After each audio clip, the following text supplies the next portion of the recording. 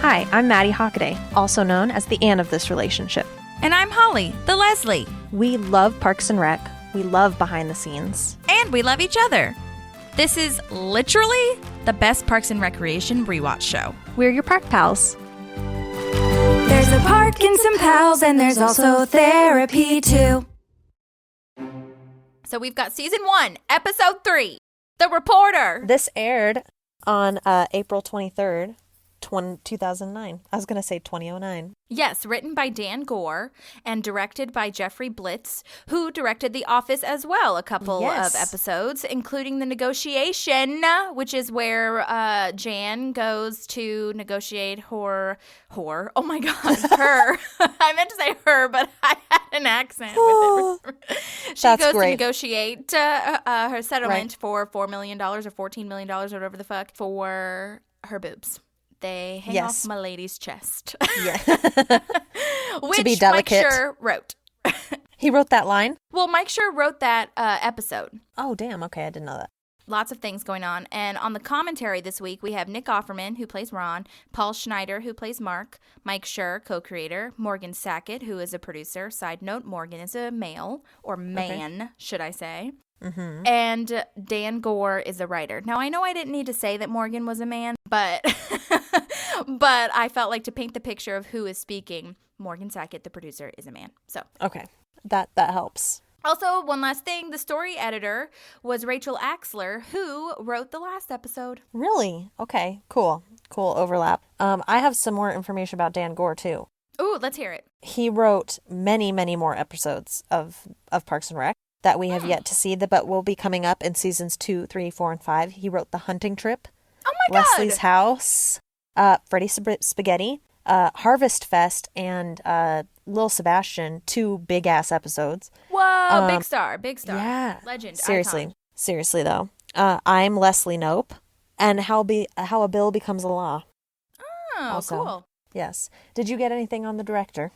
I didn't. Let's hear it. Yes, the director is Jeffrey Blitz, who did do a documentary called Spellbound. Have you seen that? Mm-mm. I've heard of it, but I haven't seen it. But now it makes me want to go back and watch it. But the big notoriety is that he directed 11 episodes of The Office. So again, we have a connection. Mm-hmm. That's my dealio. That's awesome. Yes. Okay, so I have a commentary break, which also, Maddie, okay, I have a surprise for you. Oh my gosh. I just got so excited. Oh my God. Okay, so I had a lot of time, and I'm just not going to even explain to you what is happening right here. But, okay, listen to surprise number 1. Commentary break. I love it so much. Oh, that's so good. Side note, I do have to say, I was not playing piano. I found loops on GarageBand. Yeah, I was going to say, you've been practicing a lot because that was great. Oh my God, yes. So I found all these loops on GarageBand, and I'm like super stoked about it. Okay, so that's surprise number 1. Here we go with surprise number 2. Hold, please. Oh, yeah. Okay. That chord. Oh, it's too jazzy for me to have made it on my own. Are you kidding me? Okay. Here we go. Okay, ready? Commentary break. Yeah. Oh. The breakdown is my favorite part at the end.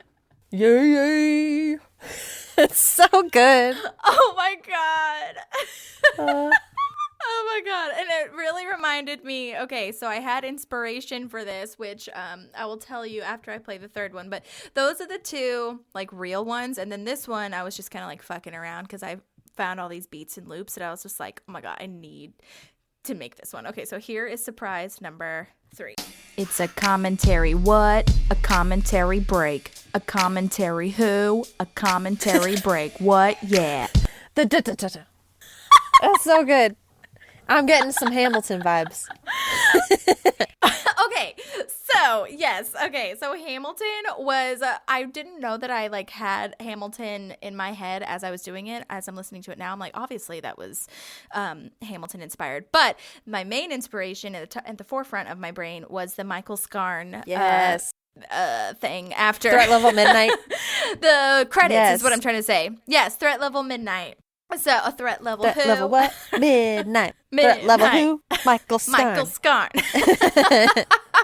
So that was, and truthfully, Andy was the inspiration for the second one as well, because he does all of those, Right. you know. The runs. So those are my surprises too. Yay. I haven't decided if I want to put the commentary break in the beginning of every single commentary break that I have, but we'll Yes, I think so. because it would be like dramatic, I feel, and excessive, Yeah. but like at the but if you support it, then you know maybe we'll listen and you can see how it sounds. Yeah, but I also think there's another way where you could do it, where we could just do the piano into it and not even do the commentary break part for the first time, but then have any other time you have a commentary just go dun dun dun dun dun, and then have the commentary. Wow. You see what I'm saying? Great idea. It could be the commentary Oh my theme gosh, song. my mom is calling. Should we say hi to Yes, her let's really say hi. fast? Okay. Hi, Mommy. Oh, wait a minute. Oh, am I interrupting? Hi, Mama Constant. Yes, we're Maddie is saying hi. No one can see you. She's covering her mouth. Oh my gosh, Maddie can't hear you at this moment, but she says hi. Okay, tell her hi. Okay, well I'll call you right back. I love you very much. That's okay. I just want to say night-night. Okay, honey, you're so precious. I'll call you in a brief moment, okay? Bye. Okay, love you, bye. We are putting that in. Yes, the fucking we episode. are. She's my favorite. I love her so much. She's so precious. Side note, PSA, if you didn't know, Andy is the one singing the Michael Scarn song at the end. Yes. Also, side note on the Hamilton, before we get back to the episode, I can now rap the entirety of Alexander Hamilton and Aaron Burr, the first two songs, with no music. Like I do it with the instrumental on my way to school, but it really pumps me up for the day when I start my day with "How does a bastard orphan son of a whore?" It really, it sets me in the mood. Like I got Yes. this, I can do that now, and I'm pretty proud. And I really don't think rapping's in my future because I think I sound real bad, but it's real fun. So It is such a big dick energy, I feel. Definitely makes you feel fierce and bold and so good. Okay, Yes, now you need this to is learn how to rap Satisfied, and then we'll be in business. Leslie Odom Jr. may be the most talented person I've ever seen He's a perform in my beautiful life. human. He really is. I don't know how he does everything. He's putting out a Christmas album too. I know. Tell me about it. Like, we got to get on that train. Oh my gosh, I'm so excited. I want to. Okay, sorry, listener. There will edit out some of this shit, but we have a lot to talk about. Okay, now I will say that the reason that I brought up this commentary was because I have a commentary break right here at the beginning. Commentary break, yeah. Because this was the second episode that they shot, but it was the Interesting. third to air. So it was out of order a little bit. So just imagine that they write the report first. They do this report, Shauna Malwae-Tweep comes, and then they go canvassing. But that is not how it happened. Funny story, Dan Gore, who was the writer of this, was so upset that they switched the order. He was making a huge deal about it. And so Morgan Sackett, the producer, kind of as a joke, emailed him when he was out of town, when Dan Gore, the writer, was out of town, and said, hey, there's like this sports thing on NBC. We might have to cut this whole episode and not air it until next year. Oh my gosh. Have a good trip. Like, that's how he ended the email. And because he was making such a huge deal about not wanting it to be out of order, and it was just to piss him off. And That's tease him. hilarious. Although I feel like, especially after people hear the summary, I feel like it'll make more sense that it needed to be the way it happened. Canvassing needed to come first because we talked about last week, like Mark makes the point that it's too early. And if there had been a paper written about the pit already, I don't know if it would have been too early. So I think they made the right call there.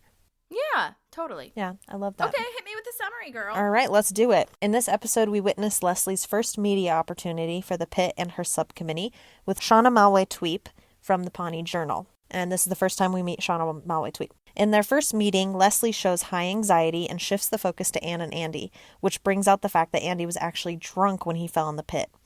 This news brings Leslie to ask Mark to fix the entire problem, which he does by sleeping with Shauna Malwae-Tweep, leading to yet another awkward Leslie-Shauna encounter. Subsequently, Mark is dropped from the committee, and Shauna threatens to publish the negative comments from her encounter with Mark. With Anne's help, Mark attempts to get Shauna to drop the comments with no success, and as a side story, we watch Tom purposefully lose to Ron in online Scrabble.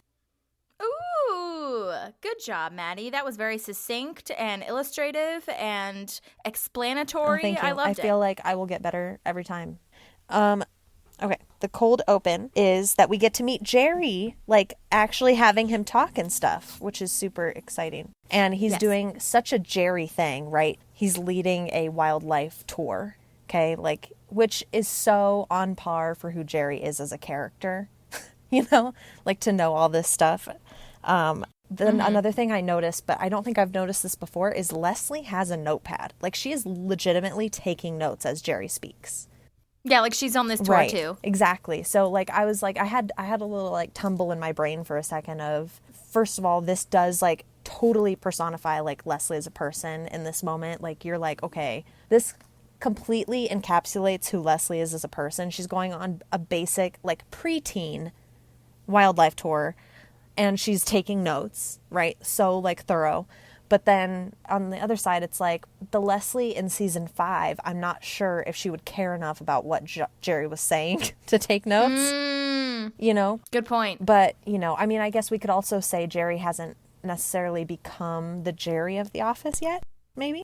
Also, I love that they had that line of like, it used to be preteen nature hikes, but then they changed it because a girl got pregnant.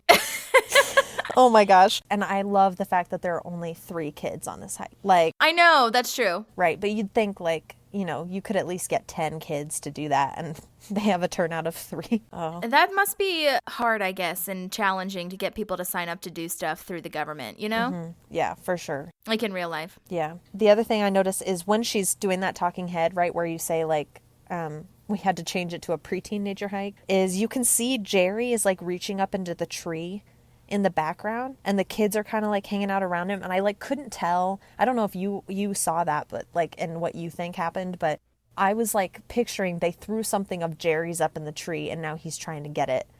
So like that's what I was picturing was happening, but I didn't catch it, but that sounds like it would be real. Right. Yeah, either that or he was like trying to figure out what exactly he was going to show them, and he was just reaching up in a tree, and right. I think either one would be very valid. It looks like it was purposefully blocked that way. Something funny to be kind of going on in the background. Yeah. I noticed too that Jerry holds up country honeysuckle. That is not honeysuckle, okay? I'm sorry. He pulls it out of the grass. And honeysuckle, I looked it up just to make sure I wasn't crazy because I am from Virginia and we have honeysuckle everywhere.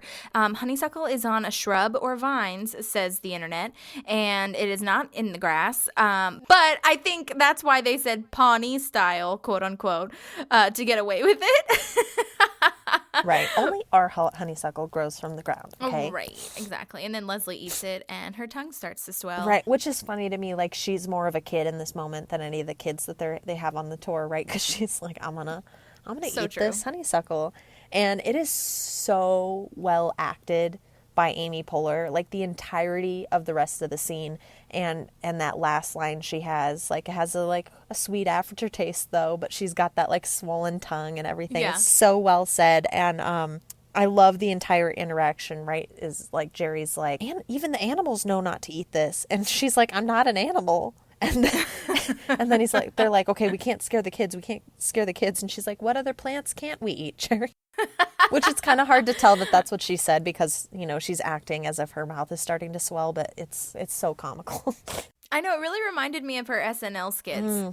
That's all I have on Same here. Cold Open. Oh my gosh. Well, look at that. So now we're going to Leslie's office, and she's telling Anne, I like how we do this. I like how they do this because they do it in the office as well, but I don't feel like they do it as often, where we see Anne walking into the city hall, and we hear Leslie's voice. So there's like this, Like a cut. overlap. Right. So Yeah, she's overdubbed while the scene is happening. Yeah. Right. And it does happen in The Office. I just wouldn't say as often as Right. it does And here. that is mostly for time constraints, which I have a note about Right. that a little bit later. But yeah, that's a really great editing call for them to save time so that we still get the dialogue that they want, but you also still get the scene. Exactly. And we're there, and she's telling Anne, right, that she got this big reporter to come and do an interview about the pit because the media is going to be really helpful in making this work. And she's like, this is like the biggest paper. And she turns to the camera, right, to show the paper. And I laughed out loud because the front page title is Spring Arrives. So like... Right. Like, huge deal. Oh yeah, that's the most exciting thing that Pawnee has to report on, right? Is that spring's here finally, you know. That's a good mention. And you know, somebody sat there, and yeah, I love thinking about this too, right? Is that somebody sat there and came up with what that was gonna say. Mm-hmm. What is the most bland and like most naturally recurring thing that can happen that this small town would be excited about? Right. You know, Totally. Also, what is this bow on Leslie's shirt? oh my gosh, that is literally my next note is what is this bow? It's so massive. It's massive. It doesn't look fully centered, and sometimes it's not straight. Right, it's very dramatic. And I have a commentary note. They would always talk about how her character kind of has this thing that's supposed to look professional, but it also just kind of looks dorky. Yeah. So it really told a story with just her clothes. I would love to talk to the wardrobe designer and see what that process was and see if like Amy Poehler had any say in what she was wearing or kind of if she, I'm sure by the end of it she did. Oh, yeah. And I think her wardrobe does change as she progresses through the government. I agree. I would be very intrigued to know what that process is like. I think the logic behind putting this massive bow on the middle of her chest is she wants to look professional for this. And you're just like, oh, but honey. She thinks it looks cute and professional at the same time, and like playful and fun, but she's like, it's so distracting. It is. Yeah, it's very distracting and it's not accomplishing the job she wanted it to. So, yes, I have a line from here that it's not my favorite line of the episode, but I still think it's hilarious. Oh my God, it might be my favorite line. I don't know. Let's see. Really? Okay. I don't know. It's when she says, Madi has the power to kill people or feed people. Oh, okay. No, but that wasn't my line. Okay, so thank God. But I did love that line. I did love it. Yes. And I think I will lead us to where I think your favorite line is, which is what I also wrote down. We get a little mention of some of the other projects she's worked on, like the Tucker Park graffiti removal project, which just before you mention your favorite line, that had to be a handful to learn because I practiced that before we even got on. I was like, I'm going to mess it up. The Tucker Project, what is it again? The Tucker Park graffiti removal project. Oh my gosh, what a mouthful. Right. Which that's and what she says it said. like 3 times. Which, speaking and of good segue. I was going to say. We're on the same page.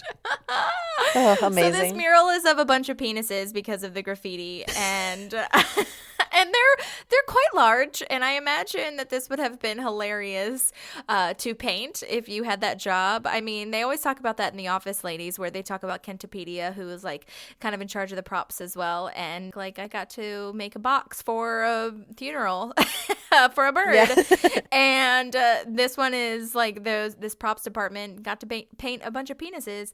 And I do wonder if they were actual penises or if they were just like in the shape, like a phallic shape, just because like they blurted out anyway. But I'm sure they were real. I'm going to say they were real. They're very detail oriented, so why wouldn't they be? Right. But this line, I am haunted by those penises. One penis in particular. It's so good. I have a brief tangent yes. for the groom's moment that I was a part of. One of the things that I did was I got a bunch of penis gummies, but I also got penis confetti and for the gals on the side, and also just because it was a groom's moment and I needed to have something private parts shaped. And the gummies came with confetti if you paid like $2 extra, and I was like, fuck yes, I'm doing that. Hello. And so it's these tiny, tiny, tiny little pieces of confetti shaped like penises, and they are pink and they are dramatic and get everywhere. For months and months, I have found them in my house just randomly. And now it's hilarious because still to this day, so the groom's moment was probably, a week ago, 2 weeks ago, I think at this point now. And the people who I hosted the groom's moment at, shout out to Sarah and Tolan, are sending me pictures of how they're finding it everywhere. Oh she found it like on her actual dog, that it was like in his fur, and there was one like in the kitty litter.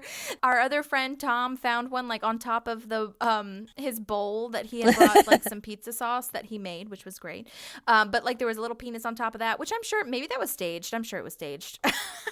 I don't know. Gosh. But the point is that we've been sending pictures back and forth to each other of like where we're finding these penises, and it's still happening. Amazing. So like we've just been randomly finding these tiny little penis confettis everywhere, and it just makes me laugh. And everything I'm learning from what we talked about last week and now this, I just am getting so much more excited for you to be my maid of honor. I'm excited too. It's gonna be great. I was born to be. Yes, in it's gonna parties. be a party, is what it's gonna be. So I'm very excited. Me too. So we can move on to the conference room where Leslie is hounding in, stay on the message. Stay on message to her committee, basically. Which she's very, like, it's interesting to me because she's very prepared about this, right? She's very, like, she's doing her due diligence to make sure everybody's on message, and that she's like, has this list of questions she's about to ask Mark, right? And so she's very prepared, and she's very, like, nervous about it. You can tell she's, like, anxious for it, you know? And before we get to the questions that she has for Mark, I wanted to mention this little talking head that Anne has, because it bothers me so much living where I do. About the recycling bin? Is I literally wrote a note about that I want a recycling bin, and my apartment doesn't have one, and I really wish that they would. That is legitimately what I have written down. We don't have recycling here, and it bothers me a lot. And I'm really sad that Anne did never get her recycling bin. You would remember, right? If somebody drops off a recycling bin at your house, you're remembering that there's a recycling bin. Right. Well, do you guys have like recycling centers that you could go to? Not that I know of.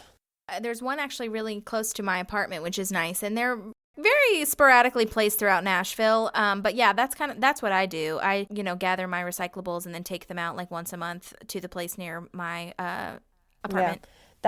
That's the thing. I don't think we have them. I don't even remember there being recycling in Phoenix. So I think the state just doesn't do the recycling. Interesting. Okay, well, we'll have to look that up and see what we can do. That's crazy. Yeah, I'm not about it. But that's the same note I had. I know. That's exactly where my mind went. Also, LOL at Tom having his Lacoste shirt again. His bright pink Lacoste shirt. Bright. It's very disturbing.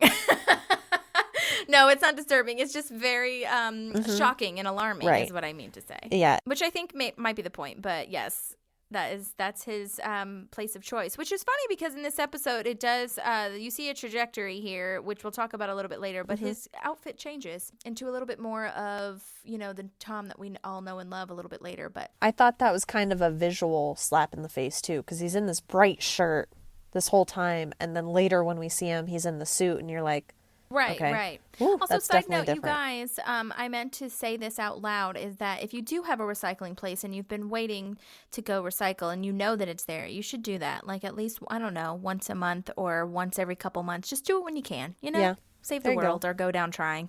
Well, are you ready for this? I think we almost need a sting for this by itself. Oh, what is it? But we are going to JJ's Diner for the first time.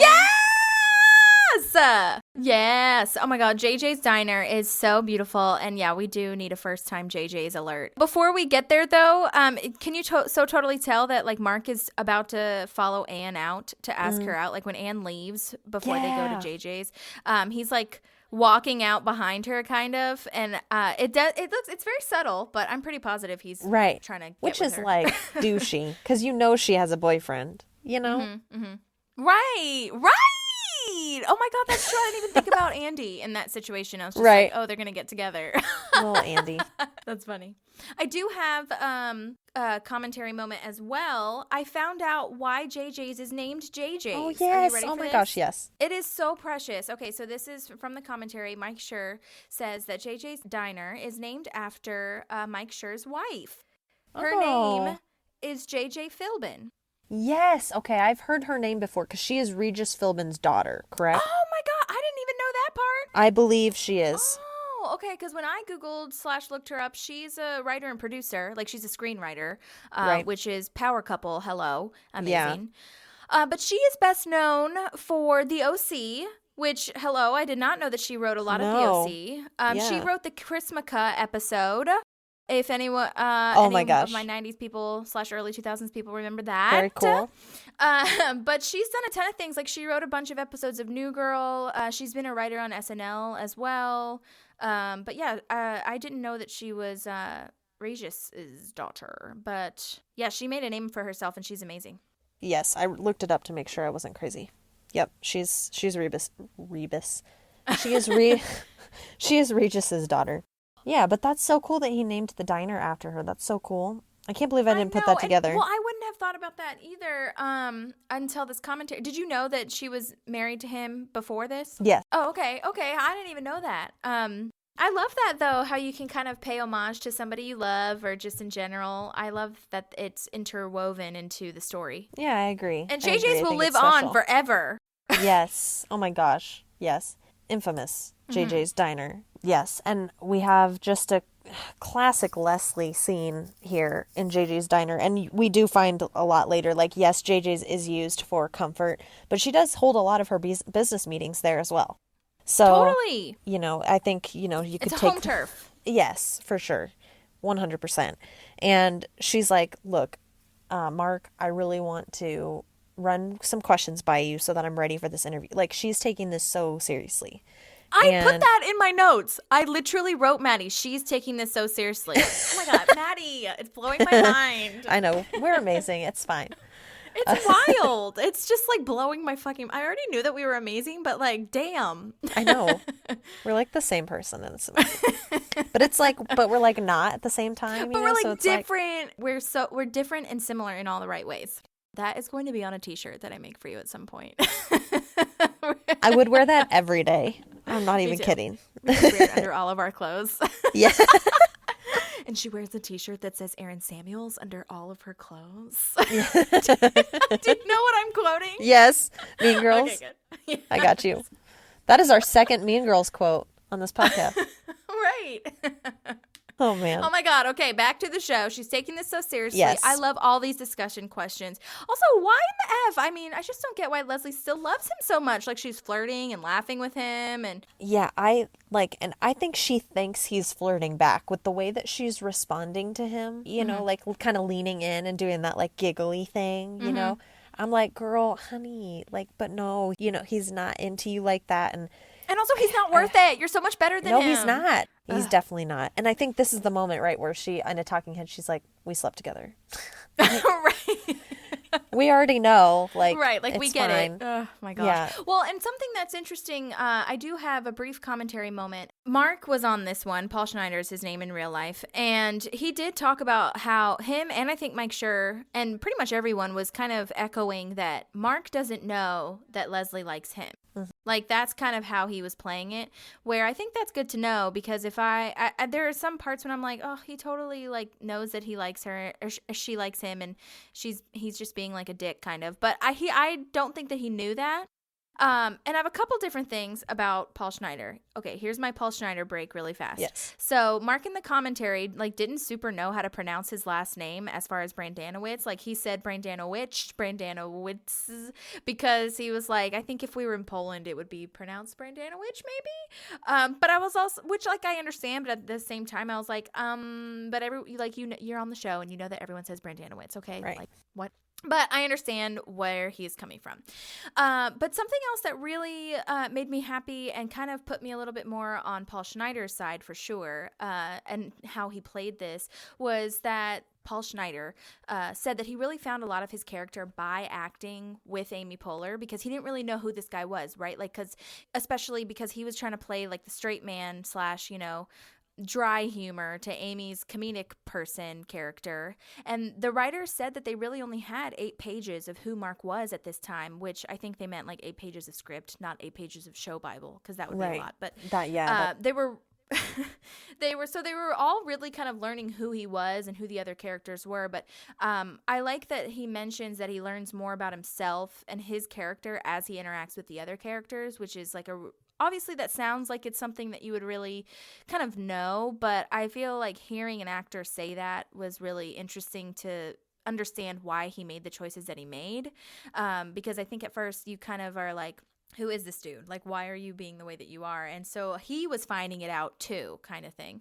And then he would always say in this commentary, he would always say that like, while he was on set, he was like, oh, everyone else kind of like knows what they're doing. Nick knows what he's doing, who plays Ron.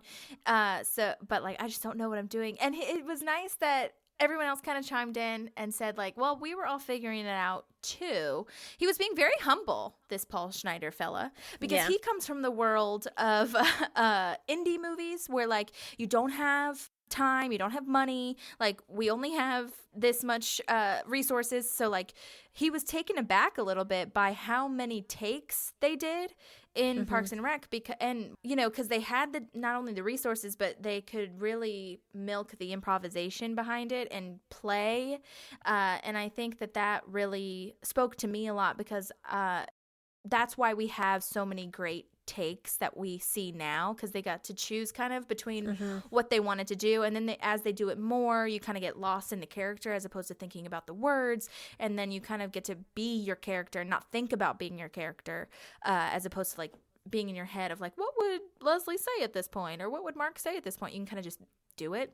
But Nick Offerman said that he had a funny joke where he said, when Paul Schneider said, I don't know what I'm doing, and Nick kind of seems like he knows what he's doing, he was like, it's just because of all the whiskey that I'm drinking, and it makes it seem like I'm trained and focused when really I'm just trying to stand upright. Oh, he's so funny. But yeah, so that's kind of a nice little background story on kind of how Mark Brandanowitz's character is evolving. Yes, I love that. Because I didn't know that. I didn't know that, and I didn't know the backstory of him not knowing that Leslie likes him. So, although I think we probably kind of should figure it out right when later he asks out and he dates Anne. Because you hope he wouldn't be a big enough dick to, like, ask a girl who has a crush on him's best friend out, you know? Right. Yes. You know, so but also men are dumb, so they are oblivious all of the time, so whatever. Sorry, men. Just kidding. Not all men, but most men. Yes. If you're ready to go back to the office. Yes, I'm ready. Okay, we're going to see Shauna Malwae-Tweep come on in, and my favorite is she walks in and she goes, I'm looking for Leslie Knope, and April goes, okay. Just not giving a fuck. Classic April. Which is, yes, that is the first thing, is like, it's so her character. And the other thing is I kind of want to channel her, because there are so many times when people say things to me and I want to be like, okay, instead of like responding. Absolutely. You know? Oh my God. And then I don't know if you also looked up Allison Becker. No, I didn't. Is her name. Yes, she is who plays Shauna Malwae-Tweep. And she actually comes from Amy Poehler's Upright Citizens Brigade. No way. Yeah. Isn't that crazy? So they probably knew each other somehow, right?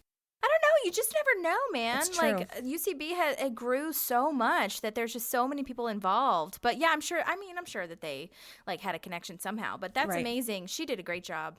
Yes, and I like that they bring her back, right? So she's not just here and then leaves, especially with this small town vibe that they've got, right? So it makes more sense to bring her back as the reporter than to have like 15 other reporters throughout the entire series. So I think that just rounds out the show so well too. She's also been in episodes of Curb Your Enthusiasm, New Girl, The League, Lucifer, and Adam Ruins Everything. Have you ever seen Adam I love Ruins Adam Everything? Ruins. Yes, it's so good. I love that show so much. I don't remember her being in it particularly, Right. but I'm sure I remember it when I saw it. It's been a minute, but I love that show. So good. It is. It's great. So that's what I found out about her. Cute. Yeah. I loved Did we... Oh, sorry, go ahead. I was just going to say I loved the connection with the Upright Citizens Brigade. Yeah, So- totally. We're definitely creating this whole improv ecosystem. It's amazing. I love Mm-hmm. it. I'm sure that they improvised a ton more. They were on network, so they could really make it as, do as much as they wanted to. No, Right. I'm acting like they were just free reigning. Obviously, you have constraints, Right. but they had more than Yes. like an indie film where they had a budget, I feel. Right. Exactly. I love the wink at the raccoon problem. She wrote this piece on the raccoon problem, and they keep that through the entire show too. We learn later that Leslie's mom was going to give birth to her in Pawnee, but because the raccoons were rampant in the hospital, right? So they have little nuggets so early on in the show that they just completely Fleshed out. yeah, it's really well done. So I loved that little nod. So Yes, I have a note about the raccoons. That was going to be my next note, that this was originally a promo shot when Leslie is like saying, no, to the raccoon. So this was a promo shot for NBC, and then they decided to just throw it in the episode. It wasn't actually written into the script for this episode. oh wow, that's great. Yeah. And like you were saying is exactly correct, that the raccoon problem was one of the first things that they mentioned in the writer's room. I don't know why, but it was a big deal from the beginning, and they wanted to make sure that it was in there kind of throughout the show. Right. Yeah, that's great. That's so great. I want to know who was like putting that on the note card and hanging it on the wall. I know, seriously. We gotta have something about That's raccoons so in there, funny. you know? I wrote this, though, like, I wrote the same exact thing, though, just a bunch of exclamation points, like, first raccoon alert, first of many. The other thing is she says, would you like a tour? And Shauna Malwae-Tweep is like, oh, I've been here before. She's like, would you like a tour? Like, Tour? she can't go off book, right? And we Her plan. saw that Yes. in canvassing as well, right? When she shuts down Anne's attempt to relate to a citizen, like, it's like she's like, nope, this is what I have in my itinerary that we're doing from 2 to 2:30, so we are 100% doing it, Isn't that so ironic that she is such a great improviser and she's playing someone who does not know how to go off Yes. like, book in real life? Oh, I didn't even notice the In her connection. That's such a good point. She's so good at improvising that she can play so well someone that doesn't know how to improvise. Right. Exactly. Yeah, really well done. amazing. And the other question I have for Leslie is like, why? Why do you take everyone to the murals? Like, I know. are there not? She's so weirdly proud of them, or like that's just a comfort. Like she knows Right. what the murals are about. She knows everything about them, so like she can be confident in the fact that she knows the information that she's giving to these people. Right. Exactly. I mean, and it's just like, is there nothing else in your city hall that like has value that would be pretty to look at Right. other than these? This is the biggest deal, Maddie, obviously. Yes, this poor Native American tied to a tree with a cannon facing him, like, is, really what we all need Utmost to see. importance. Yeah. Oh my gosh. Oh my god. Also, side note, like she says, so speaking of the mural, she says Chief Wamapo. And I'm guessing that the chief's name was Wamapo instead of Wamapoke with a K because it's the Wamapoke tribe. But she says it's Chief Wamapo. So I wonder if that was a mishap or if that is just how they wrote it so that there's no K on the chief's name, but there is a K in the tribe. I think that's just the chief's name. And I think the Okay. tribe is they are the Wamapoke, but his name is Wamapo. Okay. That was Okay, my cute. consensus from listening to that. Yeah. Cool. So, Dig it. because they are so on the details, like I don't think they messed that up on accident, Yeah. Yeah. I do love that they get letters every day about how awful I the know. meals are. That was a good line. It was a good line. Oh my gosh. I can't believe nobody's complained about this. Oh, they have. We're just not doing They do. anything about it. Right, which is so Relevant. yes, very relevant. So when we get back into the actual like Parks and Rec portion of the South City Hall, I love when she introduces her to Ron, and Ron has the most Ron Swanson answer of no comment. Like, no comment on No what? comment to what? Yeah. Like, but he's just like, nah, I'm not talking to you. So. Right, exactly. I love that she has, I wrote first red binder alert. That red binder that she uses throughout the course of the show. This is, I think, the first time that we see it. Yeah. Her little notepad thing. Yes, that's great. That's consistent too. That is something I feel that she uses for every project. Yeah, for sure. We get introduced to Scrabble here too. Like, cool. The whole Okay. Scrabble thing, right? So Ron, after he says no comment, he's like, Tommy boy, like, Yeah. we're playing Scrabble now. I have actual quotes. It comes later, but he's like, he introduces like the Scrabble portion, right? And then Tom's right. I don't play well on purpose. Like, his look to camera is like, yeah, sure, I don't know how to play. Right. And we go into the conference. I guess they call it the conference room, right? That's what I've been calling it. Yeah, I'd call it that. Yeah, and she introduces everyone to Shauna. Gotta have a conference room in a Mike Schur, Oh, yeah. Greg Daniels show. Absolutely, yes. But she introduces everyone to Shauna Malwae-Tweep, and I love the way she does it. Did you catch this or write it down or anything? Because I don't want... I didn't write it down, but I think I know what you're going to say. Okay. Go ahead. So we have Tom, boy genius, smooth like milk chocolate. And his response is, that's a weird way to describe me. April, cool enough to be invited anywhere and chooses to be here. And April's look to the camera is like, what are you even doing? Like, dare you. yeah, I don't, Right. what makes you think I choose to be here? Like, that's the kind of vibe I get from her. And then we have Anne and Andy, who are the real heroes of this story. Anne, who brought the attention to us of the pit, and Andy, the one who fell in. So I do think Tom's is peak introduction on that one. So Right. Milk chocolate. yes, oh my gosh. But so And she's so freaked out about the She tape is, recorder. though. Oh, no. She keeps stopping it. And I'm just like, oh, no, Leslie, poor thing. yeah, and I think The interview just goes off the rails from the beginning. Like, Right. it doesn't matter what Anne or Andy even says. Like, she just can't handle the tape recorder. right, and I like it's interesting to me because I see this here and then I see it later as well. Is politicians in my eyes, and I feel like a lot of America, they are literally bred to lie, right? We have to fact check a lot with our politicians, which shouldn't be something we have to do, but we do have to do it. And she here is so worried that she's going to tell a lie or she's going to say something and it's going to be taken out of context and turned into a lie or whatever.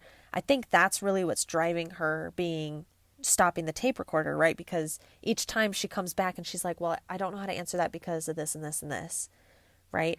And the one that I love, because the delivery of it from Amy Poehler is just beautiful, is when she's like, well, we meet in a lot of places, so I wasn't sure how to answer that. Yeah. I know. It's like not that thing of lying almost, even though, like, yes, that is true. It's almost as though, you just want to skirt around it a little bit so that you're not caught. Right. Which is another form of lying, sure. But yeah, she just wants to impress. She wants to say everything right. She's a perfectionist, and she's just not sure if what she's saying is going to be misconstrued. Right. Exactly. So she needs a break, right? Shauna's like, listen, you go take a minute, and I will ask other people questions. And we have this amazing spy shot of Leslie using manila envelopes or manila folders to fan her armpits. And just She like looks in them and there's nothing in them. right. to look She at. like realizes she's being watched and she's like, oh no, interesting information. Okay. Like she tries to swing it for herself, that it doesn't look like she's that as nervous as she is. We immediately, right, she's like, okay, well, I'll talk to Andy and Anne, right? I'll get information from them. And of course, which I feel like we should know from the interactions we've had with Anne and Andy before, right? That Andy's going to take the reins on talking. Because at least in this point, and when she's in her relationship with Andy, Anne is kind of like a backseat, like, I don't talk too much. I've noticed that, and then we'll see in a couple episodes where she finds her voice and she's like, no, I'm done with this being like this backseat Annie, I guess. Right. But Backseat Annie. Ooh, interesting. Cool. But he, of course, he's very strategic about this. He's like, he brings the tape recorder closer because he's going to mention his band, Three Skin, formerly known as Foreskin. But I wrote that down. I laughed out loud at that. So good. I almost chose that as my quote for the favorite line. Yeah. But oh my gosh, it's just like so Andy the way that he does that, right? And he's like, it really is a great story about how I fell in the pit. And we find out that he was drunk and he saw a toaster at the bottom and wanted to get the toaster, and that's how he fell in. And poor Anne doesn't know this. This is news to her. And he's like, oh no, I definitely told you that. She's like, you definitely did not. Right. So it kind of goes to shit there. Because he... Yeah, and then he says, like, well, you're on the pill and you drink all the time. Yeah. I was like, what? Which he does it so hilariously, and it's a great line. But I had to put on subtitles for that because I couldn't figure out what he was saying. But, like, I didn't know that he was saying she's on the pill. And then she's like, he says that she's on the pill and drinks all the time. And then she says, you're allowed to do that. Which, side note, you guys, if you have to be on birth control, just be on birth control. It is your choice, ladies. Yes, seriously, 100%. In all seriousness, not everyone does it for sexual reasons. So obviously that is a great reason to do it. But some people do it for other hormonal reasons that men just don't understand, unfortunately. So if you need to do it, do it. Yeah. So the only reason I figured out he was saying the pill earlier is because Leslie brings it up to Mark right when he comes in. And she's like, and Anne's on the pill. And Anne's like, what the fuck? Why does everyone know this now? Right. She says it in this like judgmental tone. Exactly. So, I mean, it's so sad. But this is one of my favorite moments in this episode because we see, it's not as quirky as it gets, but we see the first form of affection through words from Leslie to Anne when Anne says, can't we just go back in there and talk about the park? And Leslie is like, oh, Anne, you're so sweet and innocent and pretty. And I was like, yay. Almost our first nopism. Right? Yes. Almost. She just hasn't equated her to an inanimate object yet, or an animal. So, yes, we're getting there. It's we're the working beginning. Up to that. Yes, we'll track it. Yes, tracking that for sure. And this is another thing, is that Mark comes in and he's like, I got your 15 text messages. Yes, very Leslie Knope. Yes, so Leslie. The other thing that I have that I wrote down, I thought that this was going to be my favorite line, and it wasn't because something comes up later. But I have to say this because this goes back to the Scrabble situation, is Ron equates Tom to his ex-wife, Tammy, because she also is terrible at Scrabble. So he says she's terrible at Scrabble and she's a bitch. That look to camera is so funny. Yes. And then again, he has to say it again. He's like, her name is Tammy Swanson and a serious bitch. The way that they were talking about it, I think it was the writer, maybe Dan Gore said this. I don't know. He was like, it's almost as if Ron didn't think that the camera caught it, so he had to say it again or something. Right. Which, like, is hilarious. But also, secondly, I noted this before I heard the commentary, that he doesn't say Tammy 1 or Tammy 2, so I guess we learned that later. I don't think that they had that in store yet, and I was confirmed on that by Mike Schur saying in the commentary, he was like, maybe one day we'll meet Tammy Swanson. And I was like, oh, you have no idea! So it was really cool for them to flesh that out. And Ron was like, oh, I really look forward to that. Like, I greatly look forward to that. And yes, of course he does. Because his beautiful wife, Megan Mullally, very talented, the iconic legend star, which, by the way, I don't know if anyone else has caught it, but I've been saying iconic legend star because Whitney Cummings' friend Benton Ray, who's on her podcast, says that all the time. And it's hilarious about certain people. And so... Yes. I just wanted to give credit where credit is due. Go follow him on Instagram. He's hilarious. But Ron, I thought that was a really cool little foreshadowing. Yeah, and I can't believe they didn't know it was going to be fleshed out then, because she does come in the second season. Yeah, big deal. Yeah, big deal. Huge deal. And I think, like, for my understanding from listening to this, and I could be wrong, was I was under the impression they were referencing Tammy too. So, just because I think he's a little afraid of Tammy 1 to call her a bitch. Yeah. At this point, probably, but I think he'll call them bitches behind their back, but he would never say it when they're like near them, near each other, rather. Right. Did you notice that as they're leaving, there's a sign above the shredder that says "Shredder is for documents only, no garbage." It really made me laugh. They have to put that sign up for April. For April? Anything. That's my guess. Is that she's been sitting there Jerry. shredding. Oh yeah. Oh my God! But April would make sense too, because she's like bored and putting like banana peels in there. I No, just imagine her doing that.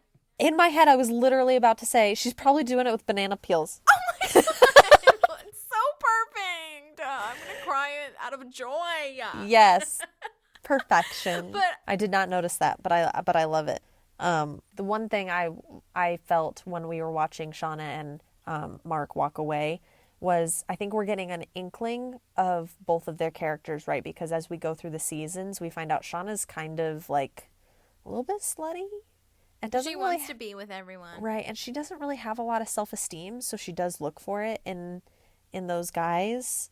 So we have that, and then we also have Mark, who we've already kind of gotten the gist that he's a womanizer, and Tom has this gross line later that like he's stuck it to some, what's he say, like he's stuck it to some, stuck it in some crazy chicks. Yes That was like one of the last lines he has in the show. Yeah, in the commentary and as I was watching it, I was like, I can't believe that made it on primetime. Like right? That line, everybody was so like, how did that make it? Right. Well, that and all the times they say penis in this episode. I guess penis is fine because it's medical. I don't know. Who knows? Oh, okay. I can get behind that. All right. I can understand that for sure. Okay. That's not how they're using it, but okay.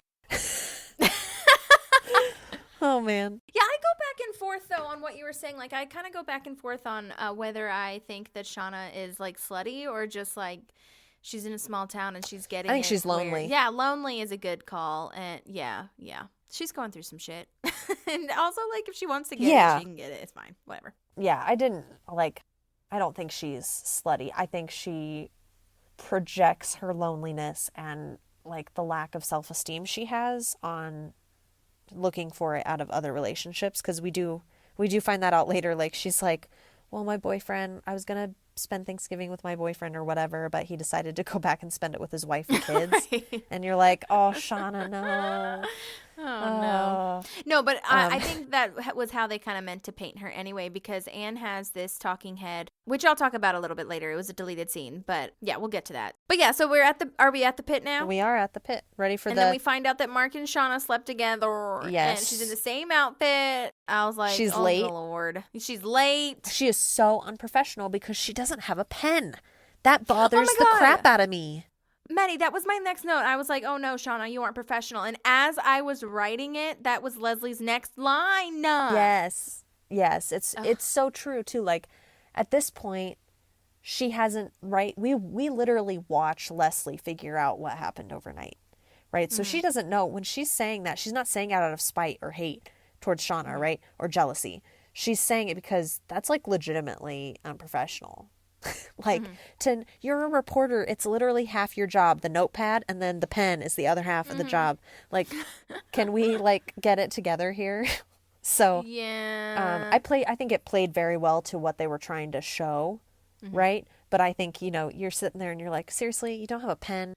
Right. And also I was like LOLing at this, and then they mentioned in the commentary as well that they were both of them yawn. Like, Mark yawns as he drives away, she's yawning as she's taking the notes, and I was like, oh, they're so tired because of all the sex they had. Just showing how exhausted they are. So accurate. Oh man. In the commentary too, they say that Mike Schur was like, oh, she could definitely come back. Oh, that was another thing too. I love hearing like how they felt about them and kind of how they wanted or didn't know that things were going to happen. So that's really cool. Because also they were talking about how it's a hard thing to come into a show that, if it just started or if it's been on the air for a long time, to come in as a guest star and not really like be a part of the cast and kind of have to meld and blend with the other characters that have already been kind of set in stone. It is a hard thing to do. But they really commended her, as I did when I was watching this. Like, she really blended in and did a great job. I think she has just this Pawnee-able quality, like the way she acts it, that it fits very well. So I think she did a great job. And I love how we continue, right, where when Leslie, like, you can see it on her face, like I said, as she's figuring it out. Like, she doesn't have a pen. She had to get a ride from Mark. She's in the same clothes. Like, yeah, and then her eyes trail off, and so sad. Makes my heart sink for her.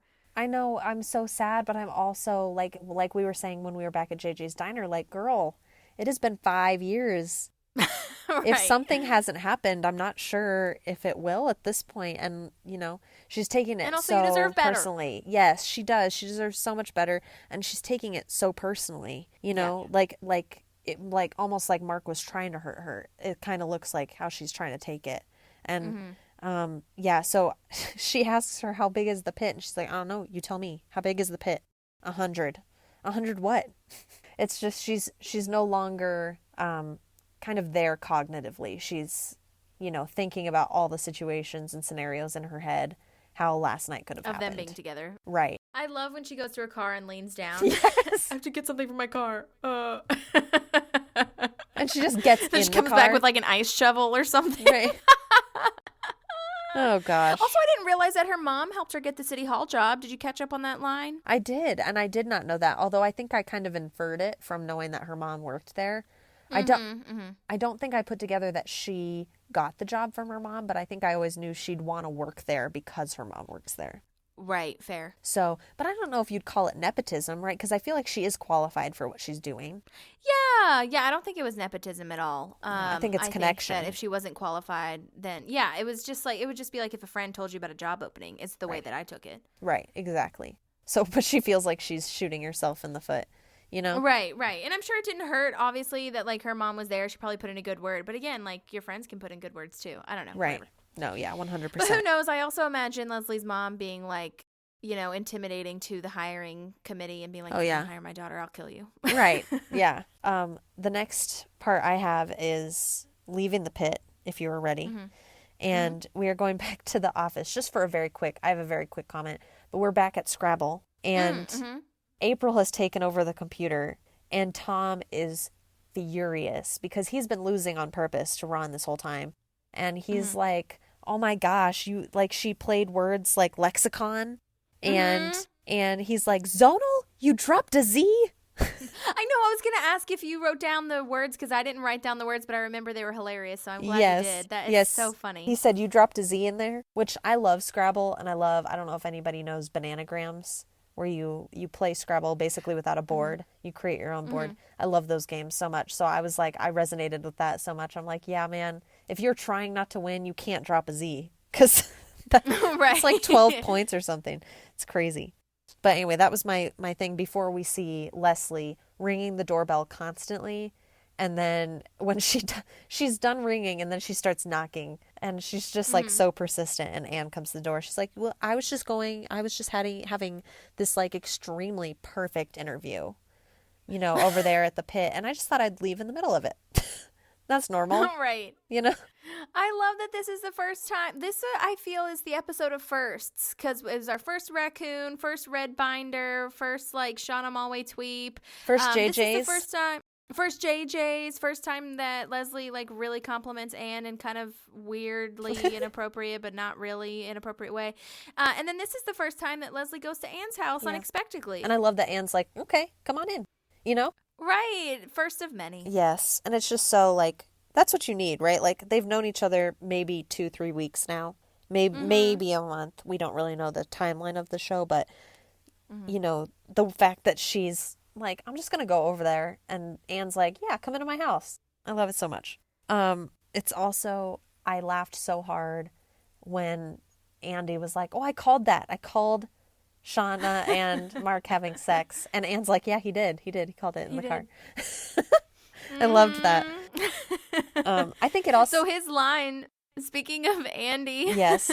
His line says he's thinking with No, this is my favorite one. Yes, this is my line. Which is why when you said your favorite line was the penis one, I was like, oh, this is a penis episode. Penis episode. That is going to be the title of this fucking podcast episode. Seriously, though. Because, I'm sorry, I had to stop you because I wanted to say it.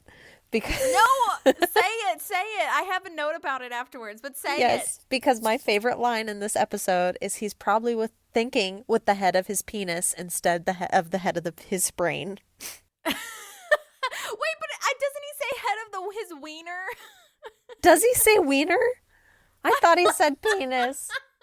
Oh. I'm pretty positive it's peener is what I almost said. I'm pretty positive he says wiener was simply, and the only reason I'm saying that is because originally in the commentary they said that the line was that normal line of he's thinking with his penis, not his brain, but Chris Pratt changed it to the head of his wiener. And we weren't sure, like in the commentary, and even as an audience member just watching it, you're like, did he improvise that or did he just forget his line or like made it his own? But yeah, I'm pretty positive that's what he says wiener. That's still still my favorite line. Still my favorite line. It's so and then he follows good. it up with like, men are gross like that. Mm-hmm. It's like, you know. Which is, yep, he's got it right. So I thought it was very funny because, I mean, how many people have thought through that before and being like, well, they're doing it because of sex instead of this, you know?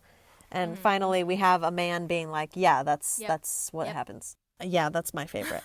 So good. Okay, cool. So we've got our two fave lines. Yes. Okay, so now we're back at the office, right? Yes, we are. Okay, so Mark is being a huge dick because Leslie comes in and says, yo, you need to probably not be on the committee. And he doesn't even care. And that was a cool choice. I liked his acting choice of him, like, keeping his head down while he said that because it just hurts that much more.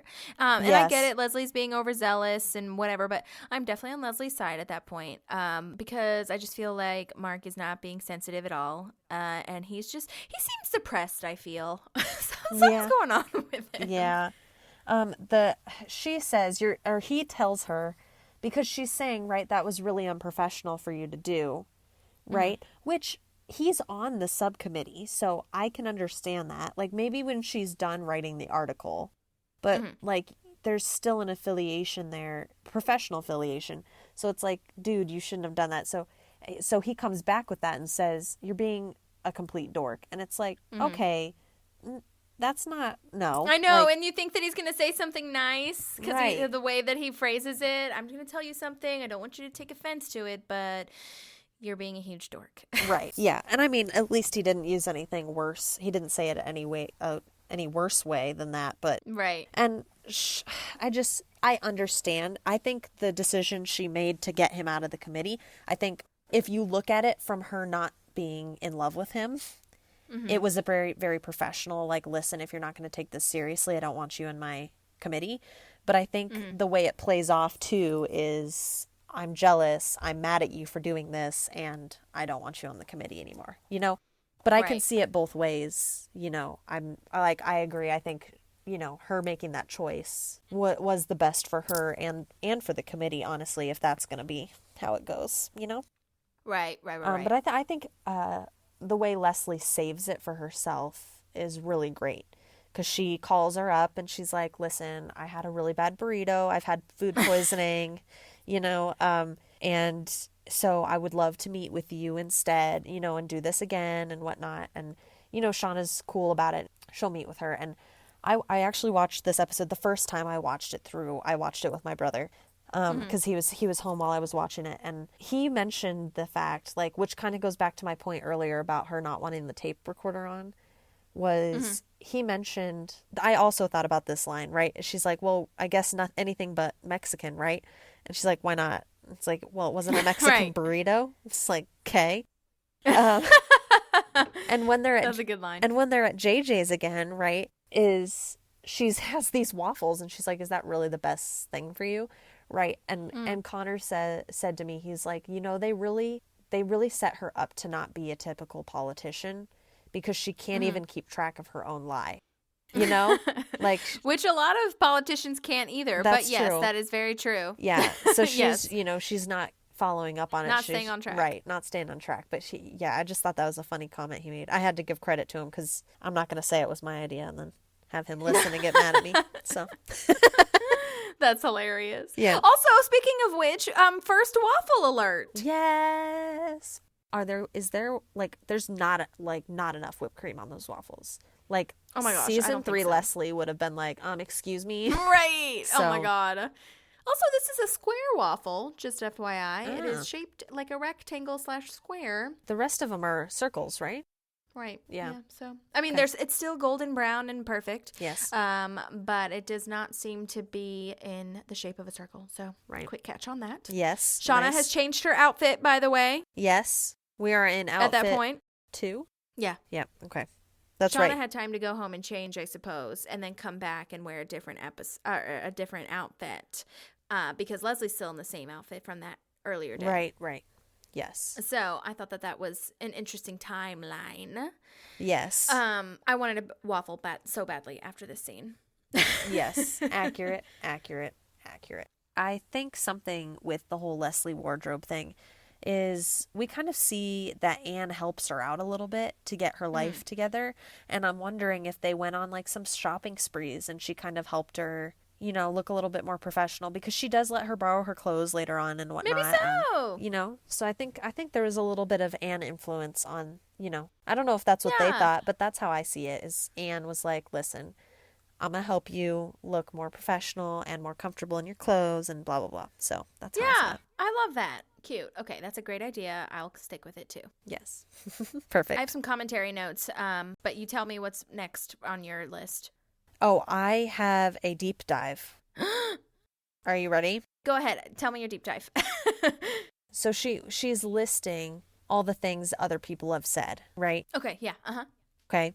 And About Shauna, the pit. Yes, and Shauna says it's more likely for the Pope to get married than for the pit to happen, right? And Leslie says there are some countries where the Pope can get married, and I was like, I don't know. So I deep dived it. So I don't have a ton of information. So anyone who's listening to this and is actually Catholic or knows a little bit more of the history, please reach out to us so we can set the record straight. Yes. But it is my understanding that the Pope cannot be married. There's literally a list on Wikipedia of sexually active popes. Yes. What? Yes. Okay. So this is the thing. And this is because they were married or sexually active before they were the Pope put in the Pope position. Yes. So I guess you could be married, and then if your wife passed away, then you could become the Pope.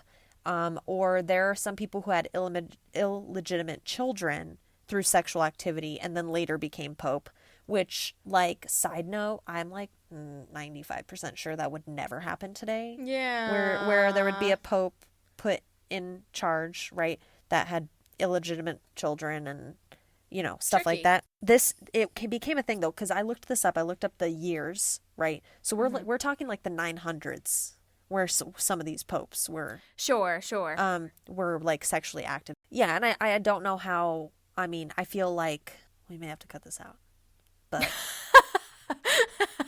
even with, are you about to say that even like currently they could definitely be having illegitimate children and be hidden, and just like everything else is hidden in the Catholic Church? Could they have illegitimate kids if they're doing it to boys, though?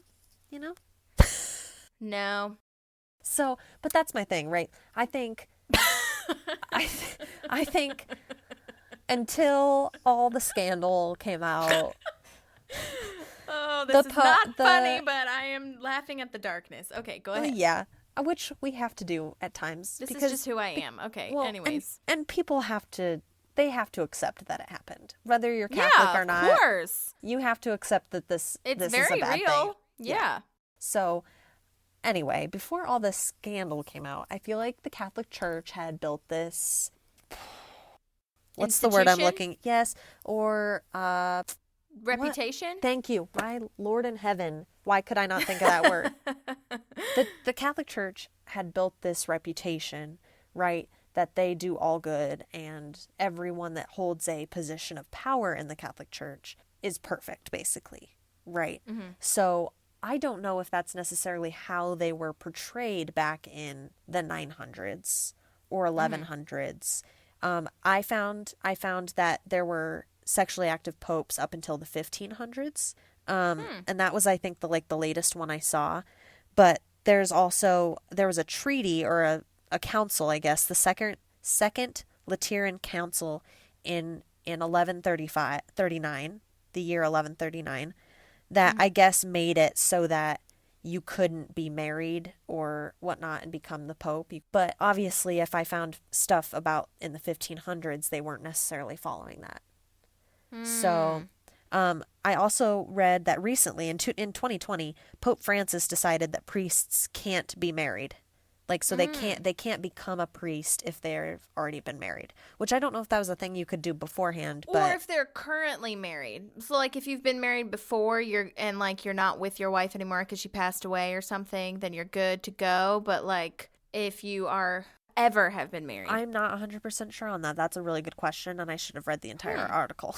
No, that's okay. I mean, honestly, I don't blame you because there's just so much information about this topic in particular that it's impossible to weed out all of those details. Right. Yeah, I looked at all the information I could have read through and I was like, this is going to take me another 45 minutes. And Right. I was like, I don't know if I have the time for this, but I think that this is going to be a good enough amount of information. Yeah. So, but the main conclusion is that you cannot be the Pope not now. And be married. Not now. Yeah. Okay. I don't understand why it would be in certain countries, which is why I Yeah, think the I line know. is so funny. That's why I think it Right. makes the line funny, because he's the Pope to all Catholics, not just in Right. the Vatican or whatever, So Yeah. Okay, good to well, know. Yeah. I like that deep dive. Good call. Thank you. The Catholic Church is such a mess. Yeah. I Yeah. mean, they're not a mess. I'm sorry. I take that back. It's just a lot of history. It is a lot. So, And Holly and I actually went to a Catholic church together in Boston a couple times. I think it's a good experience for anyone to have anyway, just to kind of see what it's about. I also think yes. I think it also adds to John Mulaney's comedy. If you ever watch John Mulaney, Oh, yeah. He talks a lot about his Catholic upbringing. he does, and it's quite funny when you've experienced it, and and it's funny because this is a complete tangent, but every single person in my family is actually dating or married to a Catholic.